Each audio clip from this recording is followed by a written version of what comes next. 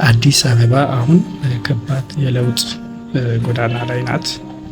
በርካታ ስራዎች እየተከናወኑ ናቸው። አንዳንድ በጣም ያረጁ መንደሮች በጥሩ ሁኔታ በልማት አሮጌ ቤቶች ፈርሰው አዳዲስ ቤቶች እየተሰሩ ይገኛል። አሁን በቅርበት ማየት እንደምችለው የገዳም ሰፈር ቅርብ ጊዜ ክቡር ከንቲባችን መጣ መሰረት ድንጋይ አኑሮ እንደሄዱ አይተናል በሚዲያ። ከዛ በኋላ ግን ያለው ፕሮግረስ በጣም ደስ የሚል ነው።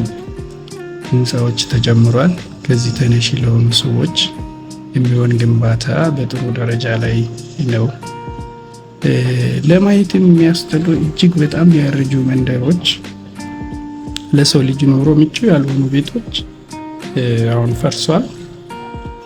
ጥሩ እይታ ነው ብዬ ነው የማስበው። ብዙ አመት ማስቆጠር 120 አመት የኖረች ከተማ ናት ማለት ልማት አይሆንም። ብዙ ጊዜ በአንድ አይነት የኑሮ ሁኔታ ውስጥ ቁጭ ብሎ መኖር ለውጥ አይደለም ወይም እድገት አይደለም። እድገትን ካሰብን፣ ማደግን፣ መለወጥን፣ መበልጸግን ካሰብን በተግባር የሚታዩ ተጨባጭ እርምጃዎች ያስፈልጉናል። ስለዚህ አሁን ሰዎች መነሳታቸው በራሱ ለውጥ ነው። በአንድ አካባቢ መኖር የለመዱት አይነት ህይወት ይኖራል። ነገር ግን ህይወት ይቀጥላል። ህይወት የተሻለ እንዲሆን የሰዎች ትብብር ያስፈልጋል እንጂ ያለኝ አሁን ያለሁበት ሁኔታ ብቻ በቂ ነው ብሎ መውሰድ ጥሩ አይደለም። ይህ እንግዲህ ከድህነት ጋር ተላምዶ መኖርን ነው የሚያሳየው። ለማንኛውም ሰው የተሻለ ኑሮ ነው የሚገባው። ለማንም ሰው ጥራት ደረጃውን የጠበቀ አኗኗር ይገባዋል። ስለዚህ ሁኔታዎችን ለመቀየር መንግስት እያደረገ ያለው ጥረት ይበል የሚያሰኝ ነው። እንዲያውም ሊበረታታ የሚገባ ስራ ነው። እውነት ነው፣ ሌሎች ችግሮች የሉብንም ማለት አይደለም። የመንግስትን የህዝብን ትኩረት የሚስቡ ሌሎች አስቸጋሪ ሁኔታዎች የሉም ማለት አይደለም። ነገር ግን አንድ ችግር ስላለ ሌላኛውን ችግር መፍታት የለብንም ብለን መውሰድ የለብንም።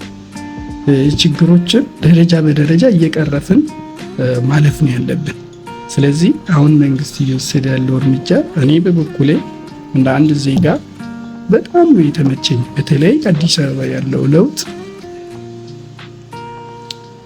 ገራሚ ነው። በእውነት ያለው ተአምራዊ የሆነ ለውጥ ነው።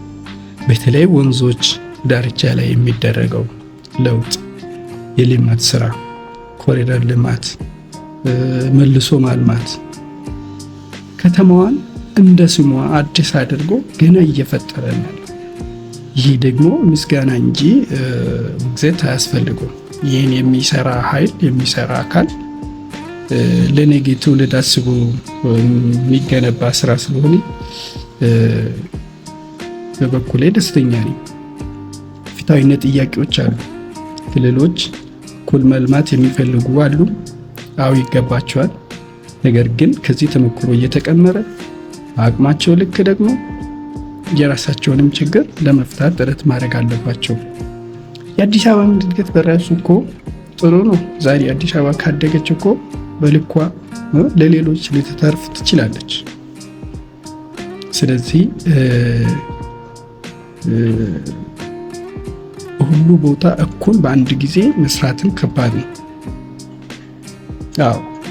በአንድ ጊዜ ፌደራል መንግስት በሁሉ ቦታዎች በሁሉ ክልሎች ተመሳሳይ ጊዜ ላይ መስራት አይችልም። ምክንያቱም የአቅም የካፒታል ችግር ይኖረናል። ይህን ታሳቢ ማድረግ አለብን ብዬ አስባለሁ።